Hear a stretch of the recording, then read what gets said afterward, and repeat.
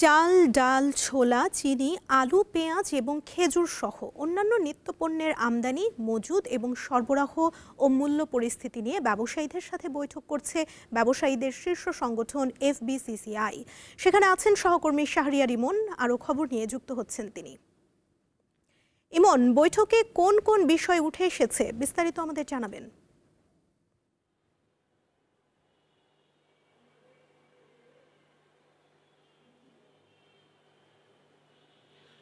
হ্যাঁ, ইয়াসমিন সুমনা, আসলে ব্যবসায়ীদের শীর্ষ সংগঠন এফবিসিসিআই কার্যালয়ে আপনি জানেন যে আমাদের নিত্যপণ্য যে সমস্ত আছে সেগুলো চাল, ডাল, ছোলা, চিনি, ভোজ্য তেল সহ যেগুলো বিশেষ করে রমজানে সবচেয়ে বেশি আপনার দরকারি। আপনি জানেন যে আর কয়েক মাস পরে রোজা শুরু হবে এবং রোজার সময় এসব পণ্য বিশেষ করে চাল, ডাল, ছোলা, চিনি, ভোজ্য তেল, খেজুর এগুলোর আপনার আমদানি পরিস্থিতি, মজুদ, সরবরাহ এবং মূল্য পরিস্থিতি যেন সহনীয় রাখা যায়, এসব নিয়ে কিন্তু আসলে আপনার ব্যবসায়ীদের শীর্ষ সংগঠন এফবিসিসিআই সব ব্যবসায়ী আমদানিকারকদের নিয়ে আলোচনায় বসেছেন। এখানে আসলে কয়েকটি বিষয় না বললেই নয়, সেটি হচ্ছে যে আপনার এখানে একটি বিষয় উঠে এসছে আলোচনায় যে আপনার সরকার ব্যবসায়ীরা তো আপনার বেসরকারি যারা উদ্যোক্তা আছে, বেসরকারি যারা বিনিয়োগকারী আছে, তারা তো আপনার আসলে বিভিন্ন ধরনের পণ্য নিয়ে আসেন, কিন্তু এখানে সরকার বাজারকে যদি নিয়ন্ত্রণ করতে হয় সেক্ষেত্রে সরকারিভাবেও আসলে কিছু পণ্য নিয়ে আসার ব্যাপারে এখানে কিন্তু আপনার গুরুত্ব আরোপ করা হয়েছে এই আলোচনায়। এছাড়া আপনার শুল্কর কথা বলা হচ্ছে যে আপনার খেজুরের যে শুল্ক সেটিও আপনার ব্যবসায়ীরা বলছেন যে এটি বেশি হওয়ার কারণে আসলে বাজারে এটির দামও বেশি পড়ে যাচ্ছে। একই সাথে আসলে যে আপনার বন্দরে যে যানজট রয়েছে বা বন্দরে যে ভ্যাসেলের একটা জট থাকে, সেই জটের কারণে দেখা যায় যে ব্যবসায়ীরা তাদের পণ্য কিন্তু আপনার নির্দিষ্ট সময়ের ভিতরে আনতে পারেন না, সেটিও কিন্তু আপনার একটি বড় সমস্যা হয়ে যায় বাজারে আপনার পণ্য সরবরাহ এবং মূল্য পরিস্থিতির উপরে কিন্তু একটি প্রভাব পড়ে থাকে। এই সবগুলো বিষয় কিন্তু আপনার রয়েছে। এই সমস্ত বিষয় নিয়ে আলোচনার জন্য আমাদের সাথে এই মুহূর্তে যোগ দিচ্ছেন মৌলভীবাজার ব্যবসায়ী সমিতির সাধারণ সম্পাদক জনাব হাজী মোহাম্মদ গোলাম মওলা, এবং তিনি আমদানিকারক হিসাবে কিন্তু দীর্ঘদিন ধরে আপনার মৌলভীবাজারে আপনার রয়েছেন। তার কাছ থেকে আমরা বিস্তারিত জেনে আসবো। জনাব হাজী মোহাম্মদ গোলাম মওলা, আপনাকে স্বাগত জানাচ্ছি দীপ্ত টিভির এই বিজনেস আয়োজনে। আপনার কাছে আমরা যেটি জানতে চাই যে রমজান তো আসন্ন, আগামীতে রমজানে দ্রব্যমূল্য যেন স্বাভাবিক থাকে, সহনীয় পর্যায়ে থাকে, সেক্ষেত্রে আপনারা ব্যবসায়ীরা বা যেহেতু ব্যবসায়ী নেতা আপনি, কীভাবে আপনারা কীরকম পদক্ষেপ নিচ্ছেন? ধন্যবাদ আপনাকে। আসলে রমজানের যে দ্রব্যগুলি আছে এগুলি ম্যাক্সিমামই আপনার আমাদের দেশে 5-7টা গ্রুপ, তারাই আমদানি করেন, তারাই উৎপন্ন করেন, তারাই বিপণন করেন। এখন সরকার যে আমাদের ভোজ্য তেলের যে রেট করে দিয়েছিল, চিনি যে একটা দর করে দিয়েছিল বিক্রি করার জন্য, আপনার তার থেকে আন্ডার রেটে বর্তমানে বিক্রি হচ্ছে।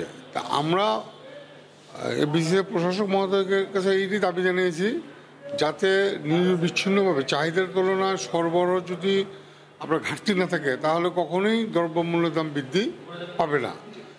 এবং পাইপলাইনে আমাদের চাহিদা কতটুকু, মাল অন দ্য ওয়েতে কতটুকু আছে, তাদের গুদামে কতটুকু আছে, এলসি কতটুকু করা হয়েছে, চাহিদার তুলনায় সরবরাহ ঠিক থাকবে কি না, এবং মিল মালিকরা যেটা অভিযোগ করেছে যে চিনির দাম গভর্নমেন্ট যে রেট করে দিয়েছেন সরকার, তার থেকে কম দামে বিক্রি হচ্ছে, 40 টাকা পার কেজিতে আনুমানিক এটার মধ্যে রাজস্ব আছে।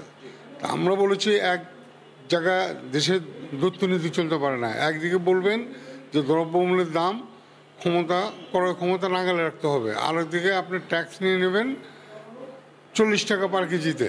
যেমন খেজুরের বিষয়টা শুনলেন যে পার কেজি খেজুরের দাম 200 টাকা, তার ট্যাক্স আছে আপনার 400 টাকা, তাহলে দাম কমবে কীভাবে?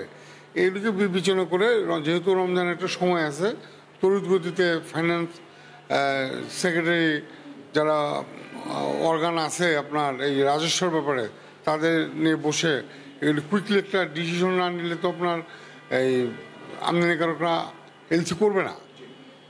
এগুলি বিষয়ে আলোচনা হয়েছে। যদি আপনার আর আমরা যেটা দাবি করেছি নিরবিচ্ছিন্ন বিদ্যুৎ এবং গ্যাস এগুলি যেন উৎপাদন করতে, তো এগুলি হলো আপনার মেইন ম্যাটেরিয়াল, যাতে নিশ্চিত করা হয়।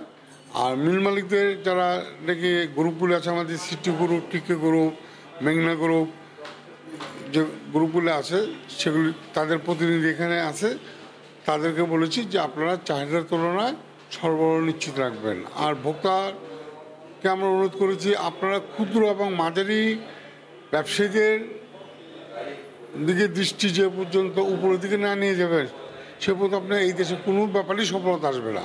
আচ্ছা, এখানে একটি বিষয় না বললেন না, সেটি হচ্ছে যে আপনি যেটি বলছিলেন যে মজুদ পরিস্থিতি, তো রমজান আসতে যেহেতু আরও কয়েক মাস আছে, মজুদ পরিস্থিতিটাকে আপনারা কিভাবে মজবুত অবস্থান নিচ্ছেন, মজুদটা ভালো রাখার জন্য কি পদক্ষেপ নিচ্ছেন?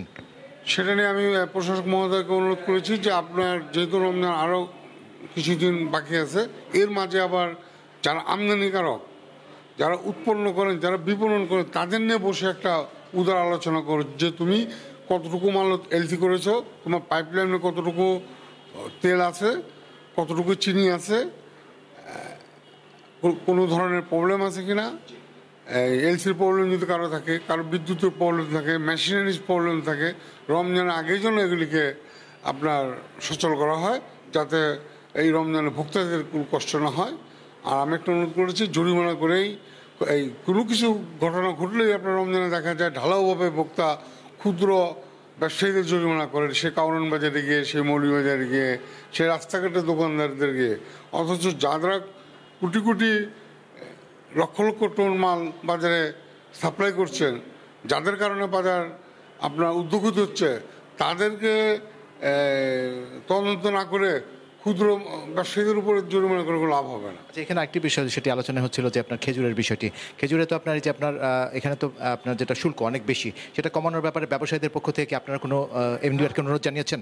হ্যাঁ, আমরা তো অনুরোধ, আমাদের যে খেজুরের ফল ব্যবসায়ী সমিতির সভাপতি আছেন সিরাজ ভাই, সাবেক পরিচালক বিসিসিআই, উনি তো অনুরোধ জানালেন, আপনার প্রশাসক মহোদয় বললেন উনি এইটা নিয়ে রাজস্ব বোর্ডের সাথে কথা বলবেন। আপনাকে অশেষ ধন্যবাদ। জি, ইয়াসমিন সুমন, আসলে আমাদের এতক্ষণ কথা হচ্ছিল এই বিসিসিআইয়ের আপনার এই যে নিত্যপণ্য নিয়ে যে আপনার বৈঠক চলছে, সেটি কিন্তু এখনও চলমান রয়েছে।